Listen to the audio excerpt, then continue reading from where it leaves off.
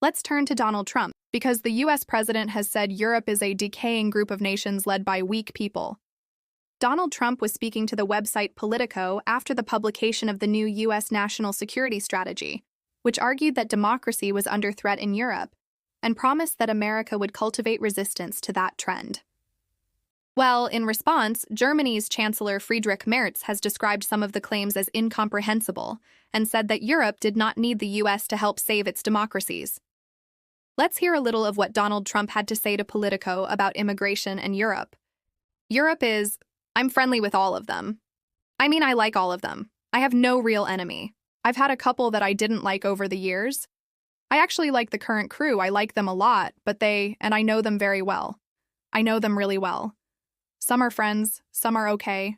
I know the good leaders. I know the bad leaders. I know the smart ones. I know the stupid ones. You've got some real stupid ones too. But they're not doing a good job, Europe. It's not doing a good job in many ways. They're not doing a good job. They talk too much and they're not producing. We're talking about Ukraine. They talk, but they don't produce. And the war just keeps going on and on. Well, that was Donald Trump in that interview. His comments came as the Ukrainian president expressed praise for his European allies. In a statement on X, President Zelensky said the Ukrainian European components are now more developed, and we are ready to present them to our partners in the US. Everything depends on whether Russia is ready to take effective steps to stop the bloodshed and prevent the war from reigniting. In the near future, we'll be ready to send the refined documents to the United States. Well, let's go live now to Washington and North America correspondent Naomi Iqbal. And Naomi, let's start with those comments to Politico, because the US president doubling down on the sort of hostile comments aimed at both Europe and some of its leaders? Yes, and I think a lot of comments that Donald Trump made, particularly about immigration and how he characterized the countries in Europe, will certainly be challenged by lots of those European leaders. But I think ultimately what that interview shows is that don't rely on President Trump as your robust friend or ally. He even signaled in that interview that he would consider endorsing other political candidates in European elections who are more closely aligned with how he thinks things should be done in Europe. Bear in mind that that is a pretty controversial thing. I'm old enough to remember when President Biden and President Obama were criticized for getting involved or having opinions on Brexit, for example. That didn't go down well with conservatives on this side of the Atlantic, nor the other side. But I'm digressing there.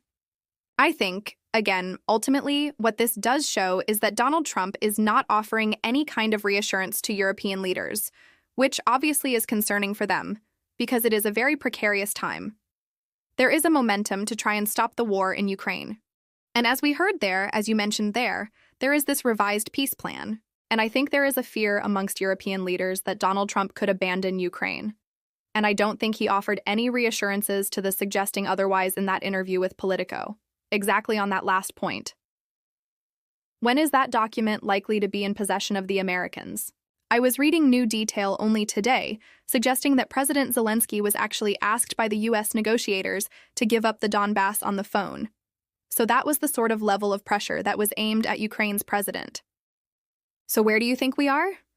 Well, in terms of any kind of official deadlines, that's not been presented by the White House. But there is no doubt that President Trump wants this to be done ASAP. And I think exactly right.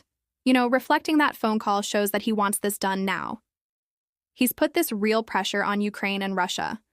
Although there is a feeling by lawmakers here, certainly, including Republicans, that the pressure is mainly being put on Ukraine to give up what it wants.